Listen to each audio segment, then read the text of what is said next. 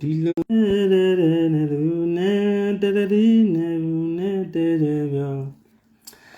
တုံညနဲ့သုံးနဲ့နှလုံးပေါင်းသုံးနဲ့ဒီနှလုံးပေါင်းသုံးညောင်းသုံးနှစ်ခါသုံးနှစ်သုံးညသုံးလုံးပေါင်းငါးလို့ထည့်တယ်တုံညနဲ့သုံးနဲ့နှလုံးပေါင်းသုံးသုံးနှစ်ခါသုံးနှစ်သုံးညသုံးလုံးပေါင်းငါးနဲ့ထည့်ဒီရှစ်နဲ့တုံညနဲ့နှလုံးပေါင်းရှစ်ဖြစ်လို့သုံးနဲ့ငါးနဲ့နှလုံးပေါင်းရှစ်ဖြစ်တဲ့ရောင်နောက်သရုံးပါရှစ်နဲ့တုံညနှလုံးပေါင်းရှစ်ဖြစ်လို့သုံးနဲ့ငါးနဲ့နှလုံးပေါင်းရှစ်ဖြစ်တက်ခွန်ငါသုံးလုံးပေါင်းသုံးကြောင်သုံးနှစ်ခါငါးပရိတ်သုံးညငါးလို့ဖြစ်တယ်ခွန်နဲ့6နဲ့နှလုံးပေါင်းသုံးခွန်နဲ့6နဲ့နှလုံးပေါင်း3ကြောင်3ရဲ့နှစ်ခါငါးသုံးလုံးပေါင်း5လို့ရိုက်ဒီနှလုံးပေါင်း3ကြောင်3နှစ်ခါဒီ3လုံးပေါင်း5လို့ရိုက်6နဲ့5နဲ့နှလုံးပေါင်း1ဖြစ်လို့6နဲ့5နဲ့နှလုံးပေါင်း1လို့ဖြစ်တယ်983ည3လုံးပေါင်း9ကြောင်9နှစ်ခါ3ညပရိတ်55လို့ဖြစ်တယ်8နဲ့5နဲ့နှလုံးပေါင်း3ဒီ8နဲ့ဒီ9နဲ့နှလုံးပေါင်း3ကြောင်3နှစ်ခါ3ည5 3ည3လုံးပေါင်း5လို့ရိုက်တယ်ဒီနှလုံးပေါင်း3ကြောင်3ရဲ့နှစ်ခါ3ည5 3ည3လုံးပေါင်း5နဲ့ထက်ခွန်နဲ့3ညနှလုံးပေါင်းခွန်ဖြစ်လို့9နဲ့2နဲ့နှလုံးပေါင်းခွန်ဖြစ်ရောင်နောက်သရုံးကဒီနှလုံးပေါင်း3နှစ်ခါဒီ3လုံးပေါင်း5ထက်ခွန်နဲ့3ညနှလုံးပေါင်းခွန်ထက်3ညထိပ်စီ365 3လုံးပေါင်း4ကြောင်4နှစ်ခါ2ပရိလို့3ည2လို့ထွက်တယ်အဲ့တော့3ည2လို့ထွက်ပြီးရတယ်ထားရိုက်တယ်သူကဒီ9အဆက်ပဲနော်9အဆက်ပဲဟလားအဲ့တော့သူက693ညဘွေမောက်3လုံး5ကြောင်ဒီ3လုံးပေါင်း5လို့ထည့်ဒီ3လုံးပေါင်း5 693ည3လုံးပေါင်း5ကြောင်553ည3လုံးပေါင်း5နဲ့ထည့်ပြီးရတယ်ဒီ6နဲ့5နဲ့နှလုံးပေါင်း1ကြောင်6နဲ့5နဲ့နှလုံးပေါင်း1လို့ရိုက်တယ်နားလည်မလို့တင်ပြီးရတယ်ဒီ3ညနဲ့3နဲ့နှလုံးပေါင်း3ကြောင်3ပါဝါဒီနှလုံးပေါင်း8လို့ရိုက်တယ်ဒီနှလုံးပေါင်း8ပြီးရတယ်3နဲ့3ည3လုံးပေါင်း5ကြောင်5ပါဝါနှလုံးပေါင်းလို့ရိုက်တယ်ဒီ5 3လုံးဒီ3ခွန်နဲ့6နဲ့နှလုံးပေါင်း3ကြောင်3ပါဝါ6နဲ့2နဲ့နှလုံးပေါင်း8လို့ရိုက်ပြီးရတယ်ဒီ3လုံးပေါင်း5ကြောင်5ပါဝါ8နဲ့2နဲ့နှလုံးပေါင်း3ညလို့ရိုက်တယ်3ည2လို့ဖြုတ်တယ်463ည4ရဲ့6ရဲ့3ညရဲ့ဘွေမောက်3လုံးပေါင်း3ညကြောင်5ရဲ့2ရဲ့3ရဲ့5နှစ်3လုံးပေါင်း3ညလို့ထည့်463ညဆိုတော့3လုံးပေါင်း3ညကြောင်5နှစ်3လုံးပေါင်း3ညထက်3ထိပ်စီး4နဲ့9နဲ့နှလုံးပေါင်း1ဖြစ်လို့8နဲ့3နဲ့နှလုံးပေါင်း1ဖြစ်3ထိပ်စီးနှစ်ချစ်ချုပ်8နဲ့9နဲ့နှလုံးပေါင်း3ည3ပါဝါ9နဲ့3နဲ့နှလုံးပေါင်း8လို့ရိုက်8နဲ့9နဲ့နှလုံးပေါင်း3ည3ရဲ့ပါဝါ9နဲ့3နဲ့နှလုံးပေါင်း8လို့ရိုက်တယ်3ည5 3ည3လုံးပေါင်း5ကြောင့်5ပါဝါနှလုံးပေါင်း3ညလို့ထည့်တယ်3ဘူးလို့ဖြုတ်တယ်ပေါ့နော်3ဘူးလို့ဖြုတ်ပြီးတာနဲ့ဆက်ပေးအောင်မယ်ဆိုရင်ပေါ့ဒီ9နေရဆိုပြီးတောက်လျှောက်တော့ပေးနေတာပဲဟုတ်ပြီနော်နားလည်မလို့နေ693ည5ကဒီ3လုံးပေါင်း5ထက်နှလုံးပေါင်း1ကိုနှလုံးပေါင်း1ထက်ဒီနှလုံးပေါင်း3ကြောင့်3ပါဝါနှလုံးပေါင်း8ထက်ဒီ3လုံးပေါင်း5ကြောင့်5ပါဝါနှလုံးပေါင်း3ညထက်5ဖြုတ်ခွန်35 3လုံးပေါင်း5ကြောင့်3ည5 3ည3လုံးပေါင်း5နဲ့ထက်ခွန်နဲ့8နဲ့နှလုံးပေါင်း5ကြောင့်5နဲ့3ညနှလုံးပေါင်း5ထက်3ညထိတ်2ချက်ခွန်နဲ့6နဲ့နှလုံးပေါင်း3ကြောင့်3ပါဝါ6နဲ့2နဲ့နှလုံးပေါင်း8လို့ရိုက်ဒီ3လုံးပေါင်း5ကြောင့်5ပါဝါ3ညထက်3ညနဲ့ဖြုတ်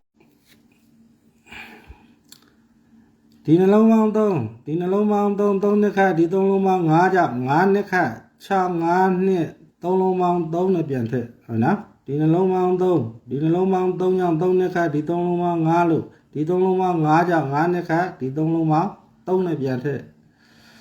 အဲ့တော့8နဲ့9နဲ့နှလုံးပေါင်း3ဒီနှလုံးပေါင်း3ကြောင့်3နှစ်ခါဒီ3လုံးပေါင်း5နဲ့ထည့်လို့ဒီ3လုံးပေါင်း5ကြောင့်5နှစ်ခါဒီ3လုံးပေါင်း3ဖြစ်အောင်နှလုံးပေါင်း3ညရှိလို့3နောက်ပိတ်3တလုံးနောက်ပိတ်3နောက်ပိတ်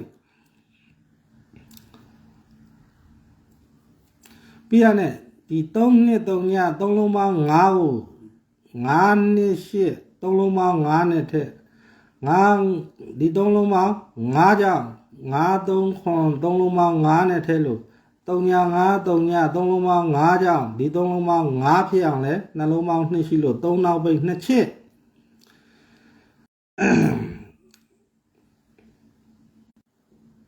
တောက်ရှက်ကိုထုနေတာပါလို့3နောက်ပိတ်2ချစ်ဟုတ်ပြီနော်ဒီ3လုံး5နှစ်ခါဒီ3လုံး3ဒီ3လုံးပေါင်း5ကိုဒီ3လုံးပေါင်း5နဲ့ဖြည့်ဒီ3လုံးပေါင်း5နှစ်ခါဒီ3လုံးပေါင်း3ဒီ3လုံးပေါင်း5ကိုဒီ3လုံးပေါင်း5နဲ့ထက်အဲ့ဒီ3လုံးပေါင်း5နှစ်ခါဒီ3လုံးပေါင်း3နဲ့ထက်မှဆိုရင်နှလုံးပေါင်း3ညရှိလို့3နောက်ပိတ်ဒီ3လုံးပေါင်း5ကြောင့်ဒီ3လုံးပေါင်း5ဖြစ်အောင်နှလုံးပေါင်း2ရှိလို့3နောက်ပိတ်2ချစ်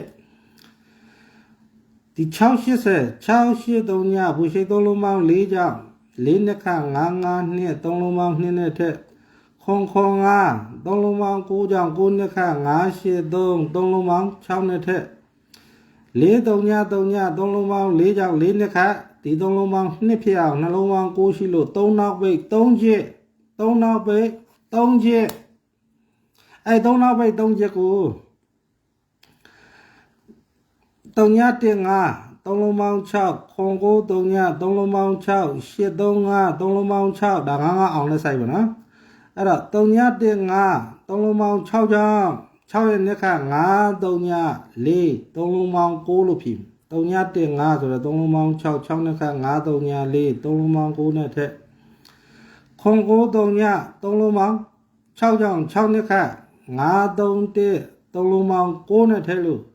8 3 5 3လုံးပေါင်း6ကြောင့်6နှစ်ခါဒီ3လုံးပေါင်း9ဖြစ်အောင်2နဲ့8နဲ့နှလုံးပေါင်း3ညရှိလို့9ထိပ်စီးဒီ3လုံးပေါင်း6 6နှစ်ခါ5 3ည4နဲ့9ဒီ3လုံးပေါင်း6 6နှစ်ခါ5 3 1နဲ့9လို့8 3 5 3လုံးပေါင်း6ကြောင့်6နှစ်ခါဒီ3လုံးပေါင်း9ဖြစ်အောင်နှလုံးပေါင်း3ညရှိလို့9ထိပ်ဒီ66ဆိုတဲ့ဗရိတ်နှစ်ကြောင့်5ခွန်3ည2နဲ့ထက်ခွန်5ဆိုတဲ့ဗရိတ်နှစ်ကြောင့်5 4 3နဲ့2ထဲလို့4 8ဆိုတဲ့ဗရိတ်ပေါင်း2ဖြစ်အောင်နှလုံးပေါင်း3ရှိလို့9ထိပ်စီ2ချစ်3နောက်ပိတ်3ချစ်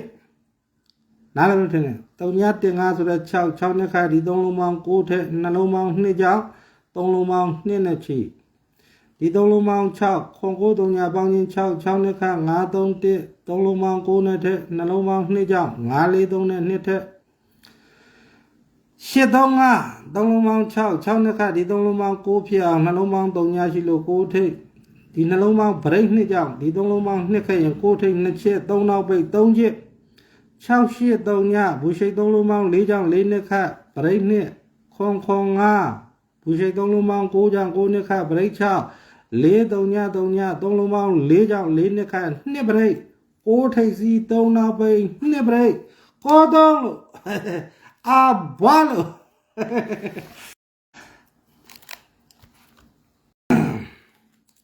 15ရက်ဗုဒ္ဓဟူးနေ့ညနေ4:30တောင်ချင်းမြောက်ချက်က6ထိပ်စီ3နောက်ပိတ်ဗရိတ်နှစ်9 3အဲ့9 3မှာ2 3မှာပြန်ထည့်ဟုတ်နော်2 3လေးတော့ထည့်လိုက်နော်သူက5ပါဝါ3ညထိပ်5ပါဝါ3ညထိပ်3ည6 4 3လုံးပေါင်း3ညဒီ3ညထိပ်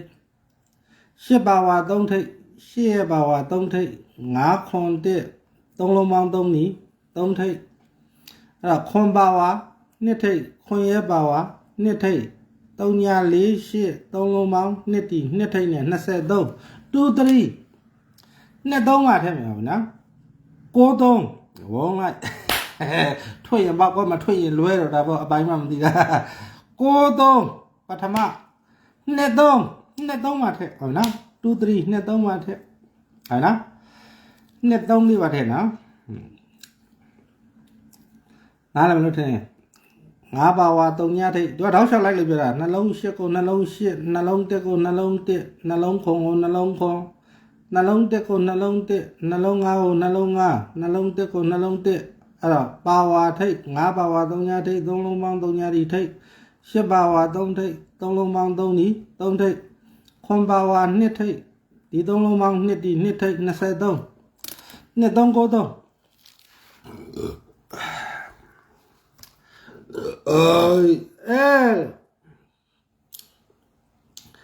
နှစ်သုံးကိုသုံးဟုတ်နော်နားလည်မလို့တင်နေ15ရက်9လ2026ဗိုလ်ရုံးနေ့ညနေတောင်ချင်းမြောက်ချင်းကိုလဲတွတ်ချင်းအတွေ့တူလဲထွက်ချင်းအထွက်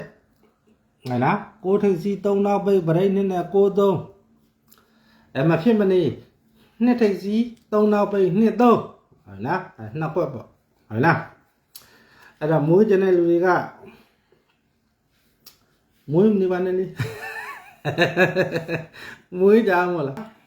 နေ့တိုင်းတော့အခုကဒီညနေတကြိမ်စာပဲထုတ်ရမှာနော်ဒီညနေတကြိမ်စာပဲပေါက်ချင်ပေါက်မယ်မပေါက်ချင်မပေါက်ဘူးထွက်ရင်ပေါက်မယ်မထွက်ရင်လွဲမှာပေါ့ဟုတ်နော်ဒီညနေ15ရက်9လ2026ဘုံဘူးနဲ့ညနေလွဲနှစ်ကွက်မှန်နှစ်ကွက်ပေါ့ဟုတ်နော်အဲ့တော့ကိုထိပ်စီ3နောက်ပိတ်ဗရိတ်နှစ်နဲ့ကိုသုံးဝုံနှစ်ထိပ်စီ3နောက်ပိတ်23မဖြစ်မနေပါနော်နှစ်သုံးနဲ့ကိုသုံးအဲ့တော့သူကဖော်မြူလာနဲ့သွားရင်ဒီလိုရှိရဟုတ်နော်ဗရိတ်နှစ်မနစ်နှစ်ဗရိတ်ညနေနှစ်ဗရိတ်ဗရိတ်နှစ်စုံပေါင်းချင်း4ဗရိတ်ဒီ9ရက်အတွင်းထွက်ဟုတ်နော်ဗရိတ်နှစ်ဖော်မြူလာဆိုတော့အမြဲတမ်းမှန်တဲ့ဖော်မြူလာရေလို့တော့မရှိဘူးဟုတ်နော်ဖောင်းတဲ့ပတ်ကလေးတော့ရှိတာပဲဒီမှာ10ဘတ်မှာ2ဘတ်3ဘတ်ဒါမျိုးဖောင်းလာလို့ရှိတယ်ဟုတ်နော်ဒါမျိုးပြစ်ထားပါဗျာဥမာဘယ်ဖော်မြူလာပဲဖြစ်ဖြစ်ထွက်သမျှကဏ္ဍအားလုံးကဖော်မြူလာအဲ့ဒီဖော်မြူလာထဲမှာမှအမြဲတမ်းမှန်တဲ့ဖော်မြူလာလို့မရှိဘူးဟုတ်နော်ဖော်မြူလာဆိုတာဥမာ10ချိန်မှာ10ဘတ်မှာဟုတ်နော်10ဘတ်မှာ2ဘတ်3ဘတ်ဒါမျိုးလေးတော့ပြစ်တတ်တယ်ဟုတ်နော်အမြဲတမ်းကြီးမှန်တဲ့ဖော်မြူလာလို့တော့မရှိဘူးဟုတ်နော်အဲ့တော့ဗရိတ်နှစ်စုံပေါင်းချင်း4ပေါ့မနေ့ပိုင်း2ဗရိတ်ညနေပိုင်း2ဗရိတ်နှစ်စုံပေါင်းချင်း4ဗရိတ်ဒီ9ရက်အတွင်းဟုတ်နော်9ရက်အတွင်းမိုးရမှာ9ရက်အတွင်းမိုး4ဗရိတ်9ရက်အတွင်းမိုးအဲ့မှာသူကစောစီစီနဲ့သူကညာလေးစောစီစီဒီလိုပေါ့နော်သူက2ဗရိတ်တတူတဲ့10ဗရိတ်တတူတဲ့သူနှစ်တူမှာပူးထားပြီတဲ့ကဲဘူးဗရိတ်တဲ့ဘူးလည်းရှိတယ်ဟုတ်နော်နားလည်းမလို့တင်နေဖော်မြူလာတွေပြောမယ်ဖော်မြူလာပြောတာမွေးကြည့်ဟုတ်နော်ကိုကြိုက်တာမွေးပေါ့မနေ့ပိုင်း2ဗရိတ်ညနေပိုင်း2ဗရိတ်မနေ့ညနေကုန်ဗရိတ်တူဗရိတ်ထွက်ခဲ့ရင်ဗရိတ်နှစ်စုံပေါင်းချင်း9ရက်အတွင်းထွက်တယ်အဲ့တော့ဒီမှာ2ဗရိတ်ဒီမှာ2ဗရိတ်ဟုတ်နော်ဗရိတ်နှစ်စုံပေါင်းချင်း4ဗရိတ်ဒီ9ရက်အတွင်းဟုတ်နော်9ရက်အတွင်းမွေးအဲ့တော့ဒီ၎င်းမဲ့သူက4ရှက်က2ဗရိတ်3ည2က2ဗရိတ်တတူ1ခွန်က10ဗရိတ်80က10ဗရိတ်10ဗရိတ်တတူ2ဗရိတ်တတူ10ဗရိတ်တတူသူနှစ်တူမှာ3လို့ပူထားလို့ဘူးဗရိတ်4ဗရိတ်နဲ့ဘူးဗရိတ်ကြိုက်တာမွေးပေါ့ဟုတ်လားဘူးဗရိတ်ဆိုတော့5ဘူး3ညဘူး6 4 9 1 3ညဗရိတ်မှာမွေးမယ်ဆိုရင်5ဘူးဟုတ်လား5ဘူး3ညဘူး6 4 9 14ဗရိတ်မှာမွေးကြည့်5 9 6 8 2ဘူးခွန်ဘူးဟုတ်လား5ဗရိတ်မပါဘူးနော်4ဗရိတ်မှာမွေးကြည့်ရင်ခွန်ဘူး2ဘူး6 8 5 9ဟုတ်လား4ဗရိတ်မှာမွေးကြည့်ခွန်ဘူး2ဘူး6 8 5 9တူနှစ်တူမှာပူးထားလို့ဘူးဗရိတ်လိုက်ချင်တာဆိုရင်3ညဘူး5ဘူး1 9 6 4ဟုတ်လားနားလည်းမလို့ထင်နေဒါခင်ဗျလည်းတည်ပြီးတာပဲတနေ့လာနေ့ညနေ point ဟုတ်ပြီနော်တန်မိုးကန point နောက်မှာအပူထွက်ခဲ့ရင်အပူထွက်တာဒါမနေ့ကထွက်သွားပြီဒါပေမဲ့ထူးခြားတာကသူကမနေ့7နာရီဟုတ်နော်မနေ့7နာရီတန်မိုးကနပေါ့ point ဓာတ်မနောက်မှာ88လို့ပူထားတယ်ညနေပိုင်းမှာလည်းထုံနည်း၎င်းပဲဟုတ်နော်တနေ့လာနေ့ညနေမှာလည်း point ဓာတ်မနောက်မှာတန်မိုးကနမှာ88လို့ပဲပူထားတယ်ဟုတ်နော်တေချာကြည့်ထွက်စင်လေးကိုတေချာကြည့်လိုက်ဟုတ်နော်ဆက်မကြည့်ကြတယ်မလားဟုတ်နော်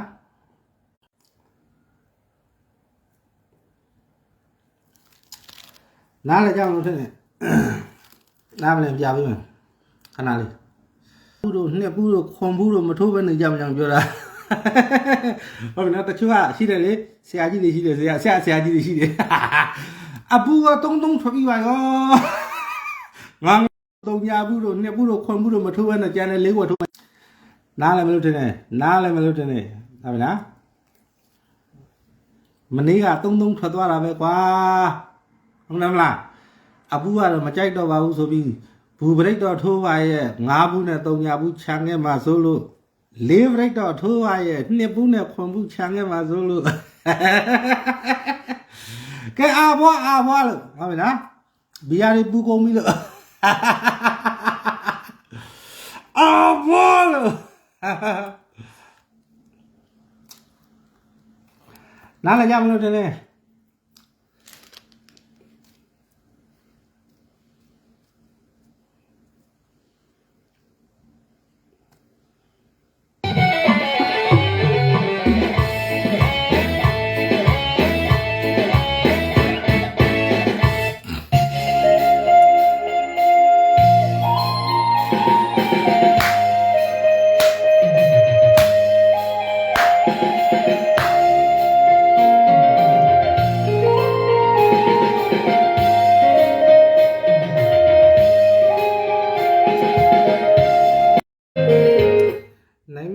ချဲကနအဲ့ချဲကနကျွန်တော်ရှိမှမတောင်းနဲ့ကျွန်တော်တပည့်စိုးစော်ရှိမှသွားတောင်းဟုတ်ပြီနော်သွားတောင်းဆိုတာသွားကြည့်ပါဗျာဟုတ်ပြီနော်စိုးစော်တတိယကျွန်တော်သိပြီးတော့မကြည့်နိုင်ဘူးအချိန်မပေးနိုင်ဘူးဟုတ်ပြီနော်ကျုပ်တပည့်ရှိတယ်စိုးစော်ရှိတယ်ဟုတ်ပြီနော်စိုးစော်ရှိကိုသွားဟုတ်ပြီနော်ကျုပ်ကတော့အဓိကတူတီတစ်မျိုးပဲဟုတ်ပြီနော်တတိယသိအချိန်မပေးနိုင်ဘူးအဲ့တော့တတိယဆော့ခြင်းစိုးစော်ရှိကိုသွားပါလို့ကဲအားပါလို့ရထွက်သွားပြီလို့နော်အခွေဟောင်းလည်းထွက်သွားပြီအခွေတွေလည်းထွက်သွားပါပြီဒါအခွေမမျောနဲ့ဟုတ်မလားအခွေကိုမမျောနဲ့အခွေကထွက်သွားပြီအခွေဟာတကောကြံလာလည်းထွက်သွားပြီအခွေတွေလည်းထွက်သွားပြီအဲ့တော့မွေးခြင်းတုံညပရိတ်ဟုတ်လားသူနှစ်တူမှာပူးထားလို့ဘူးပရိတ်ဆိုရင်9ဘူးတုံညဘူး6 4 9 1မနစ်နှစ်ပရိတ်ညနေနှစ်ပရိတ်နှစ်စုံပေါင်းခြင်း4ပရိတ်ဒီ9ရက်အတွင်းမွေးဆိုတဲ့နေရာမှာ2ဘူး9ဘူး6 8 5ဘူးနော်၄ရိုက်ထိုးခြင်း9 3နဲ့2 3အာဘောဘူးပရိတ်က5ချိန်ဟုတ်နော်ပုံလူနဲ့ညနေကြာတပင်းနေကုန်တောက်ကြနေကုန်ဘူးပရိတ်မလွဲနဲ့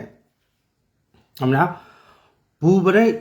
တုံညပရိတ်ဟုတ်နော်2ပရိတ်တူ8ပရိတ်တူသူနှစ်တူမှာ3 3ဘူးထားလို့ဘူးပရိတ်က5ချိန်ပုံလူနဲ့ဒီနေ့ပုံလူနဲ့ညနေရဟုတ်နော်ကြာတပင်းနေကုန်ရတောက်ကြနေကုန်ရလက်ကြ5ချိန်ဘူးပရိတ်မွဲ